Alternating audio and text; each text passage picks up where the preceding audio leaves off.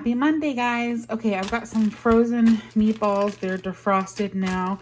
I'm gonna put them in this pan that I saved from breakfast. It's just bacon that I cooked up. So I'm gonna fry these meatballs in this delicious bacon grease and get dinner started. Okay, so I just popped these veggie spirals in the microwave, got those heated up. I cooked up some Kraft mac and cheese, and then those meatballs are all sauteed in that delicious bacon grease. So I'm gonna go ahead and plate up for the kids, and I'll show you that. I'm probably gonna put some butter and garlic and salt and pepper on these and put them in this pan so it's easier to serve. Okay, so here's mine. I've got a scoop of macaroni, a big helping of carrots, 3 meatballs, Jackson's, and then Addison's, and I have some marinara here on the side. This was just frozen from my freezer. I just pulled it out so she can dip her meatballs in that. Okay, I pulled a piece of steak that I had frozen. It's marinated just with some salt, pepper, and some roasted garlic. So it's all defrosted now. It's coming to room temp. I'm gonna throw that on my griddle here. I've got some corn cooking down, frozen corn with some butter, some water and butter starting because I am going to make some stuffing.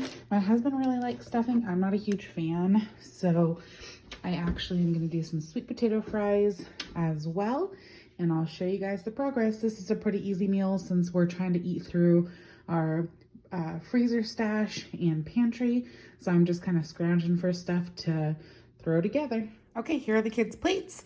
We got some steak cut up, fries, stuffing, corn, and ketchup.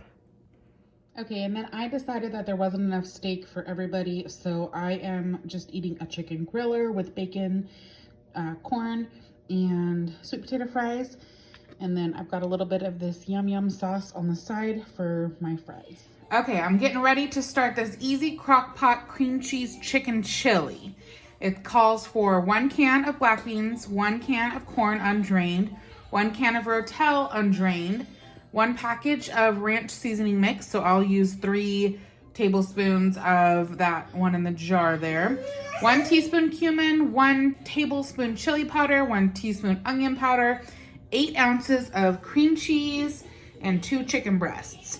So I'm gonna get all that together and throw it in, and I will show you once I've got it all in there. Okay, here's a trick for you guys. I don't like the texture of tomatoes, but I don't mind the flavor. So I actually take my Rotel and throw it in the magic bullet and then blend it and then pour it into recipes. Bam, look at that. So all the flavor is still there. There's just none of that tomato texture. Sweet. Okay, everything's in. I'm gonna give it a quick little stir here. I did add some salt and pepper. It didn't call for salt and pepper, but what recipe doesn't have salt and pepper? So I went ahead and added that anyways. Little man is ready for a nap, so he is fussing, but I wanted to get this started before I went and sat and snuggled him. And that cream cheese looks kind of funny because it was frozen, but it'll melt down just fine. All right, that looks good.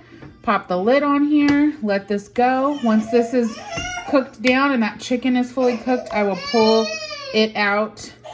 I know, Bubba. I pull it out and shred it up. All right. See you guys in like 6 hours. Here it all is finished. I shredded up the chicken. It was so tender. It just fell apart with me using the spoon. I just mixed it all around. I've got the kids. I think I'm going to top it with some olives and sour cream. We'll see if Addison eats it. I do have a backup jar here of SpaghettiOs in case she says it's too spicy, which is possible, but y'all saw what I put in it. It's nothing terribly spicy. She's just very picky. All right, see you guys soon. Okay, I've got 3 pieces of pork here that I have pierced with a fork, and then I've got this Trader Joe's enchilada sauce. I'm just gonna pour it over. Oops, sorry guys. Pour it over and let this cook all day for some pork enchiladas for dinner tonight. There we go. All right, see you guys soon. Okay, I have pulled the pork chops out of the enchilada sauce.